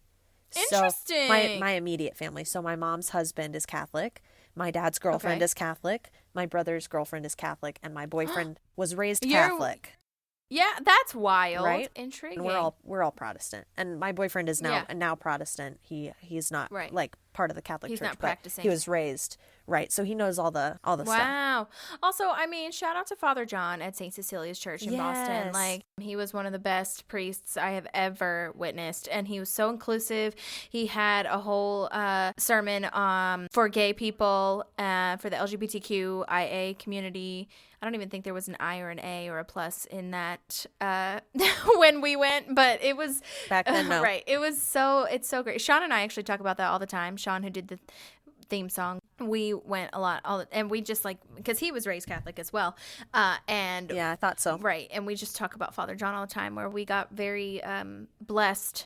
We say lucky, but very blessed to have seen his and heard his sermons. He was so great and so open-minded. And he got in a lot of trouble for being so open-minded and really preaching about Jesus instead of the Catholic Church's rules. Right, and the rules and Yeah. Because there's a very fine line between what the church wants and what God wants. It's just not always the same, people. Yeah, it's not, and it's so sad, and this is why I'm not currently going to church. I watch a lot of sermons from my church back in Illinois, which I absolutely love, but I find a lot of hypocrisy in the church, specifically, and I've had really long conversations with my dad about this. It's really hard for me to go into a church where people are professing that they love everyone and they don't judge, and then they're bashing on people who are gay. And I'm a Christian. I am not gay, but I don't think it's my right to judge anyone or my right to tell anyone how to live their life. If you found love and you found it in a certain way, I have no problem with that. I'm happy you found love, and I'm happy you're happy. But there's so many people in many churches now, many different demographics of religion, right, that are just so judgmental. And yeah, it's hard now. I think there are a lot of us out there, because I know you are the same way as I am in this sense. There's a lot of us out there, but we don't have a place to necessarily go where you don't find that judgment. At least not in where I'm living right now. You can't Right. find that. Yeah, it's hard to So- find communities that are like-minded. and open-minded, I'll say. I went church hopping quite a few times here in Nashville, and I found one that I enjoy, and I get something out of the messages, and they have online as well. But I mean, look, that's why so many people hate Christians and don't even want to talk about religion, because of the hypocrisy that you're mentioning. And, how can you profess to love when you hate, and, you're just not showing what you're preaching? So yeah, it's rough out here. But I mean, all we can do is try to, give hope to people. So, but yeah. Okay. Well, I love that tangent. Sure. That was a great tangent. Thank you. So, okay, I have a couple things. Number one, which is very important, I feel. We have to shout out Dean Holland. He is the editor of this episode and of the pilot and a bunch of others. And we need to shout him out because he is phenomenal, number one. But number two, his editing, especially in this scene, is so illustrative of the life that he gives to this show, because they were supposed to do this is one of those scenes where it was supposed to be either or, so like they just let them go and improvised a bunch of lines. So all the Pope, the unicorn, all those lines were supposed to just choose one. But then Dean Holland saw all of these scenes and we're like, I'm just gonna put all of them together and make it really fast. And it was amazing. And I really think that just to use all of them and still have it be 21 seconds is so genius. Yeah. That spoke to me because he, like we were talking about in the first episode where you were talking about my reel and like some of the other sketches that I do, I feel like are so inspired by Dean Holland. And I didn't even know that he was inspiring me. I knew it was Parks and Rec in The Office, but I didn't know it was like his style kind of. So that's really, I feel, something to mention in these mockumentary shows, is that's where the comedy really gets its backbone, I feel, is the editing, So that's the first commentary break, Dean Holland. Second one is I have a waffle commentary. Oh my gosh, of course. So, okay, something that you would be very interested to know is that the whipped cream is an homage to Rachel Axler, who we talked about was the story editor for this episode and the writer of the last episode, Canvassing. And they really praised her as well as Dean Holland in the commentary. But they said that she orders whipped cream on everything. Like when they were in the writer's room, she would order the whipped cream first and then get the food that she was eating. They also say it's funny because she kind of inspired the 9-year-old eating habits part of Leslie, which was hilarious. But they also say it's really funny because she's very, very short and very petite. And it's just hilarious that's kind of to paint the picture of who she is. But yeah, so she's a great writer, obviously, and super hilarious, but that is kind of where the whipped cream comes from. And I think that Rachel Axler deserves an Emmy just for that contribution. Yes, I know, because it's so accurate. And now I have to have whipped cream with my waffles. I mean, even when I eat Eggo waffles, I'm like, whipped cream. Oh, so good. So that is all I have on the commentary for the waffles. Perfect. I love it. So we're ready to go back to City Hall. I think the biggest thing here is Leslie, this whole episode has just consistently felt betrayed by Mark, and I think it's, and now we have to have Anne step in. And I don't think Leslie asked her to. I think Leslie went to her and was like, I am just defeated. And Anne was like, listen, Mark, you need to get your shit together and we need to go and figure this out because you have now ruined everything for Leslie. And what the heck has Leslie ever done to you, basically, Right. And I feel for Leslie because she has unrealistic expectations of Mark because she holds him in such high regard, but you feel bad for her because she's like, he's literally not meeting any of them. And I want you to realize that so you can move on. But you are just sulking in the fact that he is not the man that you think he is. We have Anne and go and have him talk to Shauna. And, I think they've figured it out, right? So Shauna's like, you know what? I will respect the fact that we're in a romantic relationship and I'm going to retract those comments. And Mark's like, well, I wouldn't say we're in romantically involved per se, now. Oh. And Anne is like, are you kidding me?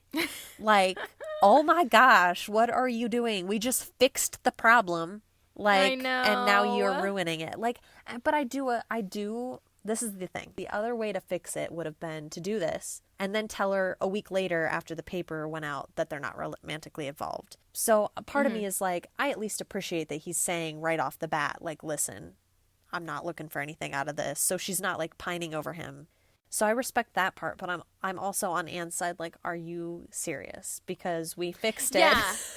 Like, I don't know. I think that the way that they wrote this, honestly, was so intentional because he's doing that classic douchey dude thing, I feel, you know, where he is like, well, he saved it. He had it saved. He was like, we're good. I was like, you guys, okay, you saved it. You're good. And then he just steps in it again. Yep. Oh, my gosh. But, oh, my God, that's so annoying. Like, you just say whatever the fuck you want to get her to stay in bed. Right. But then, like, you say you're not romantically involved. Oh, my God. Dumbass. Yeah, seriously. My gosh. It's the worst. We do learn there's a deleted scene really quickly here. We do learn they had a longer scene of when Anne goes to Mark to tell him to get it together with Shauna and, like, you know. So we learned that Mark met Shauna only 2.5 hours before he had sex with her. So that is a good moment. Not really. Yeah. Whatever, do you, girl and guy. We also learned, so it's funny, and the reason I was saving this is because now we're at the point. So Anne says, I'm not surprised because that reporter was kind of skanky, and Mark is skanky.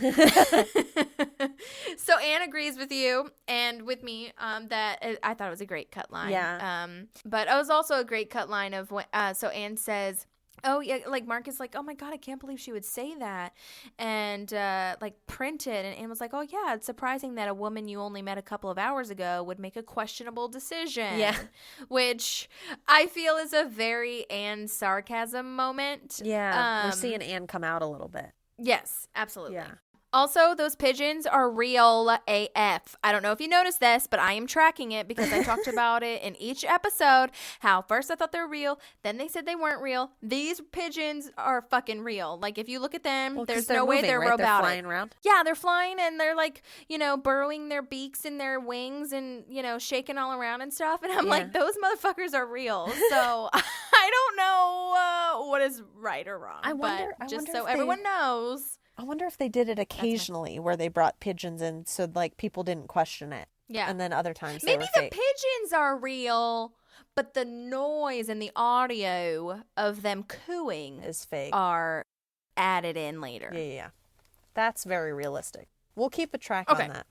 See if they're real. Okay, thank Because you. I think Boys Club is the next episode, right? So we definitely are outside in the courtyard there. Yeah. So we'll figure it out. We got Right. this. Okay, my next note is Tom. Yes, I love this because he's doing what Pam does in The Office right here, where he's like, you can't even spell vocabulary. Yeah, you're right. Like V and there's this scene right in The Office when with Jan? is yes, and she's like, can you even spell Astrid? Astrid. Yeah. It's so good. My only note was that they do mention in the commentary that Tom is dapper, because this was the part where we were talking about where he is, you know, he's wearing this, like, white collar, blue striped shirt and yellow tie.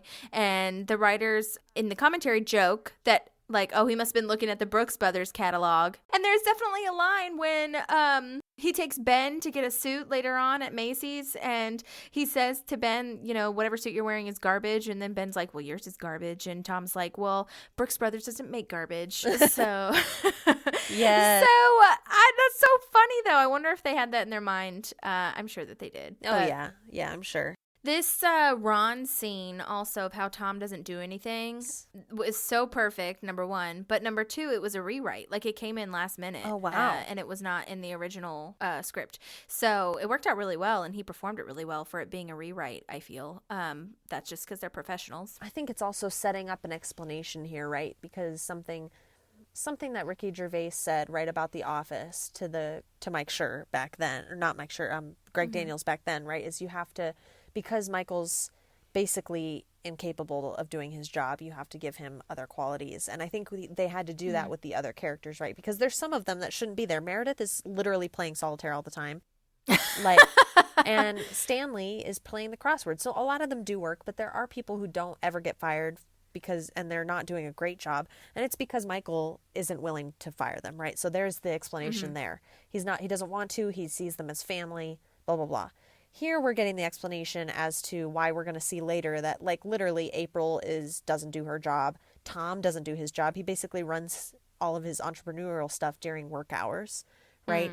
And it's because, as Ron explains here, I like Tom because he doesn't work hard, right? He doesn't do work, and that is a win for Ron because that's a he good doesn't quality like the for government. him. Right. So, I mean, we're getting that explanation because, you know, like Ricky Gervais was saying, it's like you can't have people who are incompetent at their job in TV shows in America because people are going to question that and they're not going to like it. So I think we've set that up here with this talking head. So, and Jerry does his job at half the speed. So, you know. Yeah, but see, the thing about the difference with Jerry is that he actually tries to be good at his job, and he's just terrible. Yeah, he's just poor guy. Just a boob. Yeah. Oh, that poor guy. I'm so on Ben's side with that whole thing, too. I know. I feel so bad for Jerry. Oh, Captain, my captain. Yes. No. What are you doing? He's throwing away his career. That's what he's doing. Yeah. I have when Mark comes in to Leslie's office. Why is her keyboard lifted on her binder/books? Did you catch that? I did not, but I have another catch. That's very interesting. On top of her documents. It's hilarious. That's interesting. That's very interesting. I wonder why. I wonder if they I'm did sure that on like purpose. people do that in their offices, like where they need to like get things right or not right, make it more comfortable for them to type or whatever. Right. But anyway, I thought that was funny. Interesting. I noticed that there's a gavel hanging on the wall behind Mark's head. And I paused it to see what the plaque says because it's like a gavel hanging like on a plaque. And it says truth and justice for all. Oh, I love that. I wonder if they use the same gavel that they use, or if that's the same gavel that they use in the other episode, last episode. I don't think so because this looks like metal. It looks like, whereas hers, I think, it looks like an actual wooden one. Like this is actually like a gavel, almost like looks like it's welded into a plaque. Yeah, like a bronze Right, moment. exactly. Yeah. Okay, For sure. okay, got So I don't it. think it's the same one. But I'm very intrigued why she's so into gavels, you know?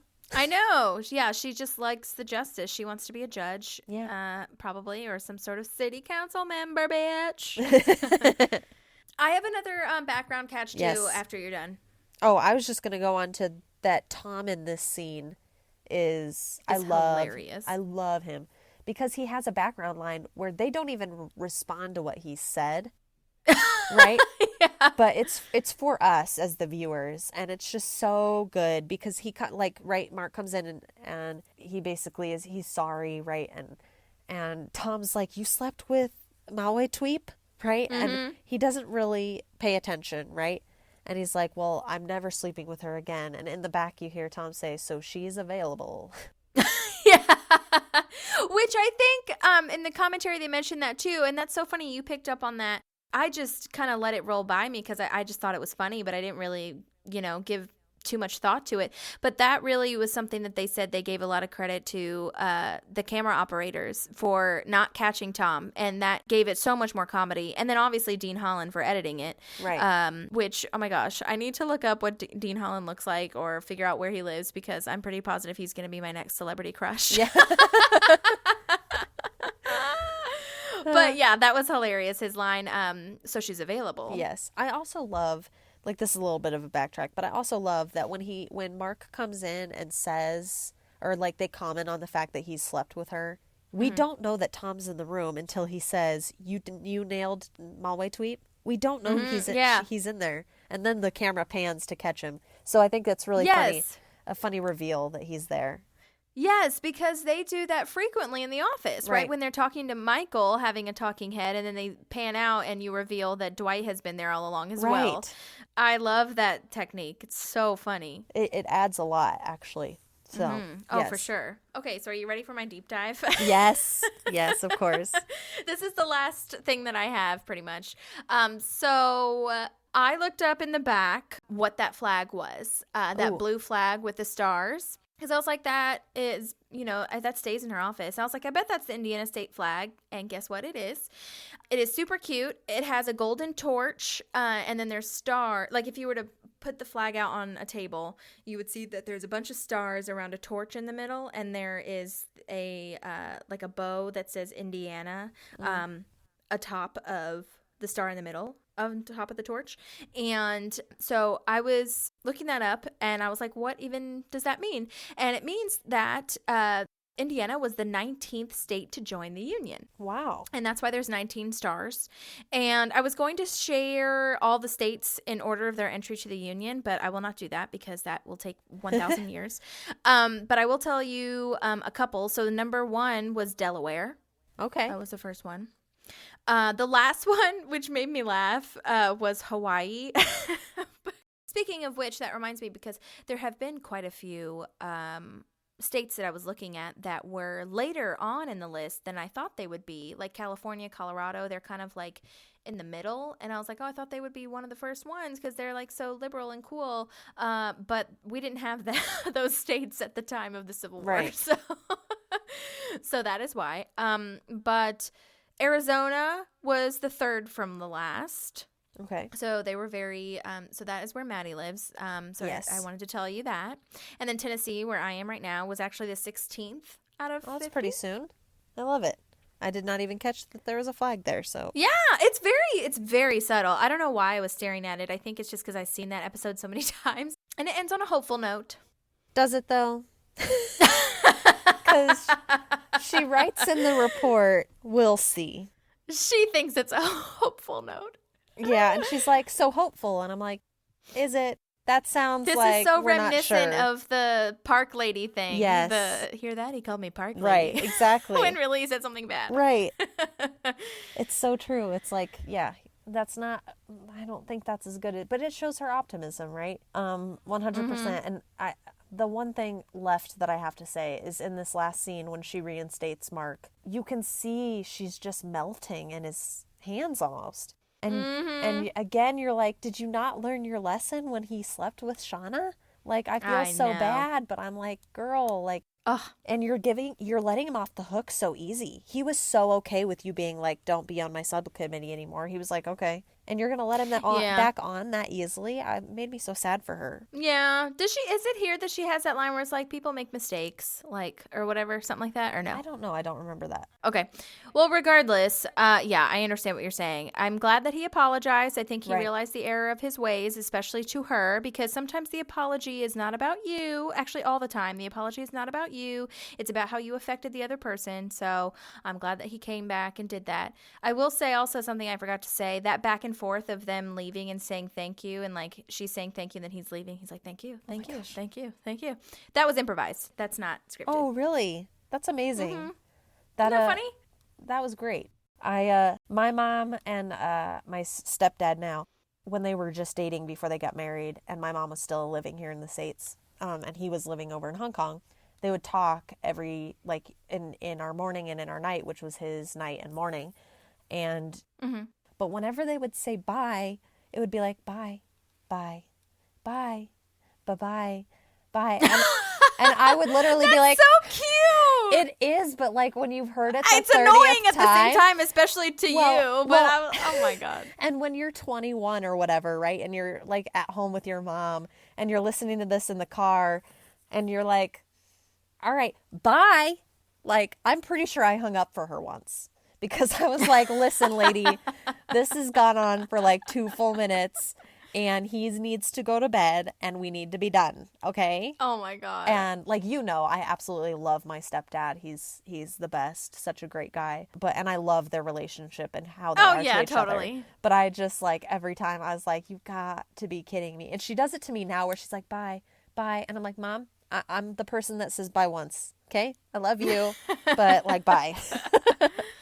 My mom does this thing where she always ends it with, you hang up first. Aw. Oh, I love our mom so much. Me too. Yeah. That's beautiful episode way 3. to end. Yeah. Oh my gosh, we did it. Okay, well, if you want to tune in next week, we'll be here, and hopefully the election will not, still be going. If you want to message us, again, our email is parkpalspodcast@gmail.com. You can DM us or, do us individually. Not do us individually. Lord have mercy. Maddie's taken. I guess you can come over here. No, just kidding. Okay, buy gal dinner first. Jeez. Okay. Anyway, thank you for tuning in, and we appreciate you. See you next time. See you next time.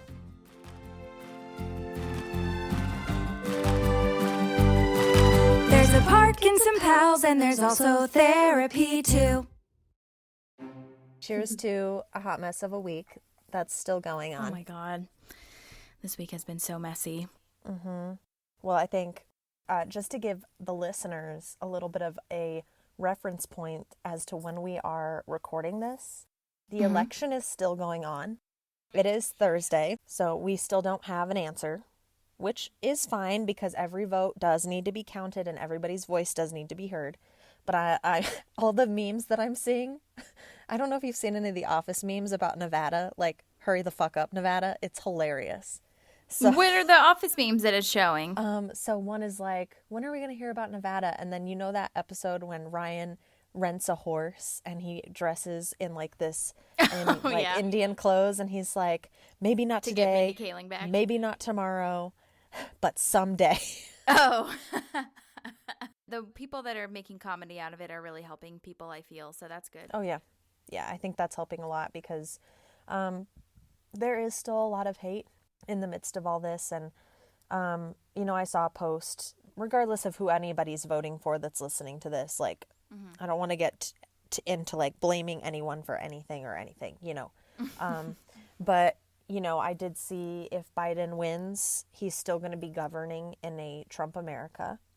And I think that's accurate, and I think it'll take some time for our family. It is our family, our American family. It'll take time for us to heal as a nation and find that love and respect for each other again. I just feel, there were reports here in Arizona last night of outside the polling building down in Phoenix, because Maricopa County is one of the biggest counties we have, and really that's going to be the deciding vote. There were like 30 to 50 people with Trump flags and rifles and stuff yelling inside the building that they were going to come inside and all this stuff. And it's just, and not everybody that voted for Trump is like that, but it's those people that I think are just driving a lot of the uneasiness that we have going on right now. So I pray safety on all of you because I know it's very uncertain. So. Yeah, that's a really good point. I think that no matter what happens, if Biden does win, we will have a lot of healing and restoration to do. The work is not over, regardless of what happens. Especially if Trump wins, then of course we have work to do. But even if Biden wins, and that's something I've been saying from the beginning, because I think there is a common misconception that, especially from Trump voters, that think Biden voters are expecting everything to get better all of a sudden because we now have new leadership. And that's just not the case, especially since the Senate is still not on the good side, for lack of better phrase. So, it's going to be hard work regardless. So, well, it'll be interesting because when everybody's listening to this, we'll know who the president is. Yeah. So it'll definitely be a little time warp. Yeah, seriously. In the words of Rocky Horror Picture Show. Say you. Well, is there anything else you want to talk about? Well, I guess honestly, I feel as though I'm going to credit this podcast with, it should be named like Therapy and Park Pals. Because I think what I'm going to do, or if you're listening to this, then I already have done, is post what minute number we actually start talking about the show. So if you need to fast forward because you're a hater, then that's totally fine. I'm just kidding. It's not because you're a hater, but because you actually tuned in for the fucking Parks and Rec show, which is why we started this. But this week has been a fucking spiral, I will say. So, and I also feel like I have a tiny bit of a responsibility to tell people what is happening on my end, because there's a lot of information that I've been learning. So I tested positive for COVID, and I tested positive on Saturday. Today's Thursday, and then I tested again I tested positive on Thursday, and then I tested again on Saturday, just to be sure before I shut everything down. Saturday, I went on a slight bender and got very drunk and cried a lot by myself because there was such a shame and fault that I felt on Saturday, even though I did everything right that I could possibly do. And I've heard a lot about false positives, so I went ahead and got another test, came back the next day, that was also positive. So this week has been very it comes in waves, because at this point it's all mental. I had a slight runny nose. I told everybody that I was around, both at the wedding. I told my mom who was here. I told my work. Everyone is negative, which is great. Great. But in my head, what the fuck? Because I don't necessarily care where I got it from. I would love to know where I got it from, sure. But the point is that I didn't infect anyone. So do I really have it? And I was learning all this information, both from research and from the doctors that I saw, that basically more people are... some people are more contagious than others, number one. Number two, you can show up as positive even though you are no longer contagious / you are no longer, in danger.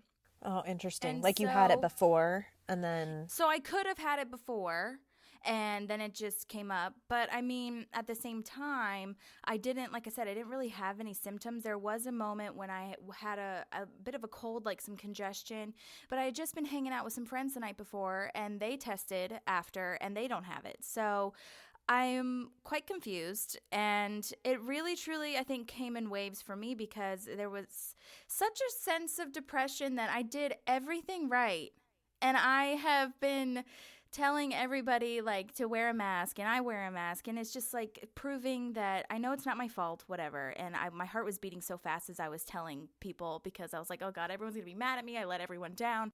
Right. And I'm trying to be grateful for no symptoms and that I didn't infect anyone else, which is great.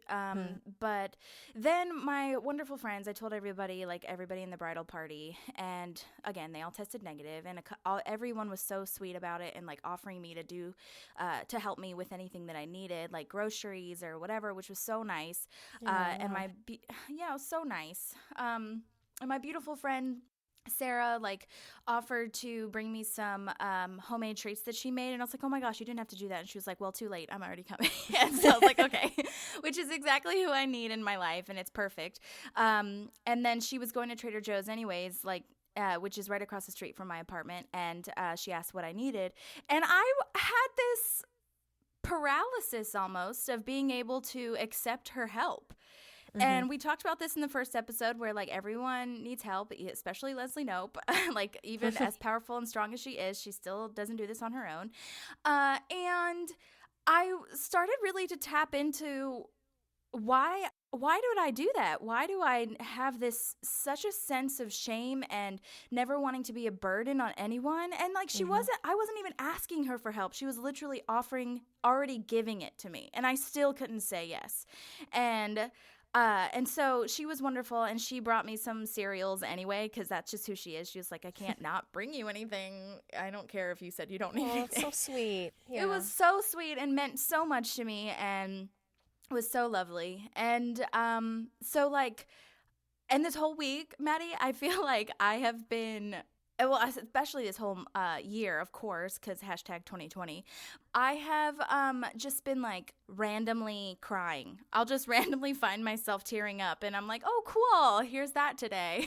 Yeah. and then I'll be fine. And I'm like, okay, well, that was weird. I guess my emotions just are at the top. But I really just started to evaluate why I feel like I can't ask or accept help. And it's a lot of childhood stuff that I won't bring up at this moment.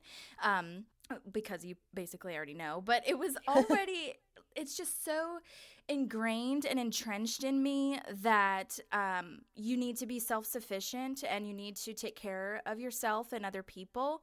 But it's almost hypocritical because I'm not accepting help, even though I offer help. But there's also a sense on a deeper level of whenever I would ask for help, I felt as though I owed someone something and I needed to pay them back. And that was, again, that's a childhood thing that, comes with the territory of trauma. But like, I felt like ever since then, ever since a young child, I was very taught that if you accept help, you have to give something back to someone. Not in a healthy way, not like pay it forward, but like you owe me something and I will remember how I gave you something and you never gave it back to me, or really whatever I gave you is mine and this is just on loan kind of thing.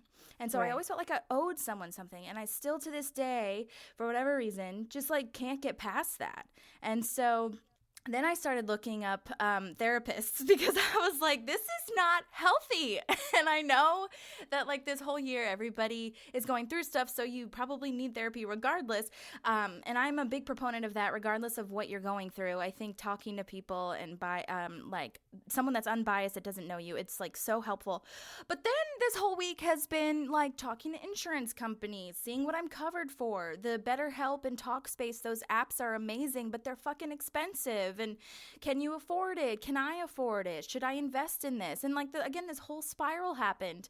And that all started with me testing positive for COVID. So this week has just been like a fucking shit show mess of emotions. And I'm on my period. So that also has all the hormones.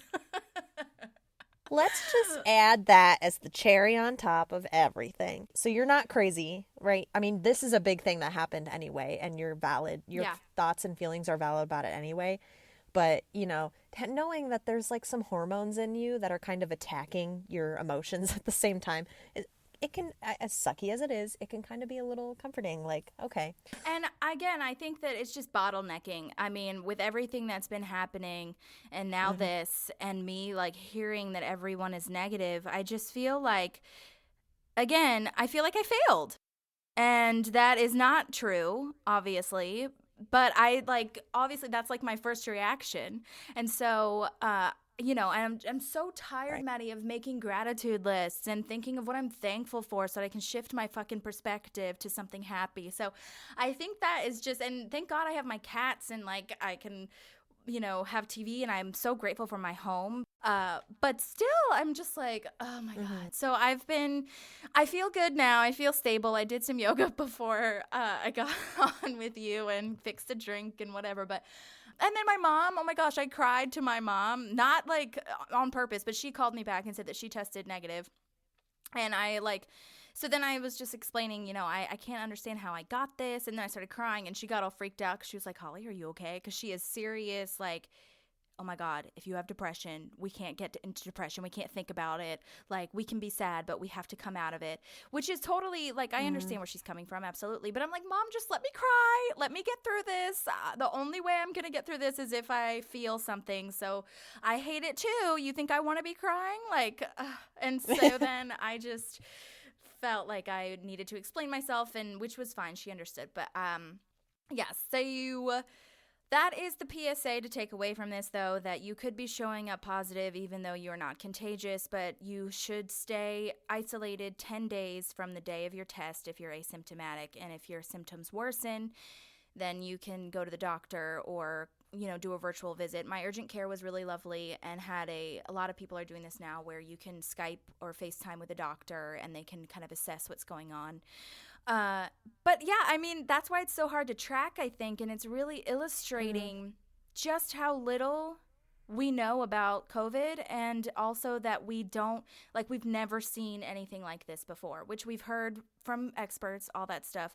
But this is so unexpected. That is where we're at right now. And that is, I think I'm also seeing on a larger level, like, if I don't have symptoms and all these other people that do have symptoms, that isn't, like, no one's taking, or I don't feel like enough people are taking it seriously, then where do we go from? And if you can't track where it came from, then how do we fucking go forward?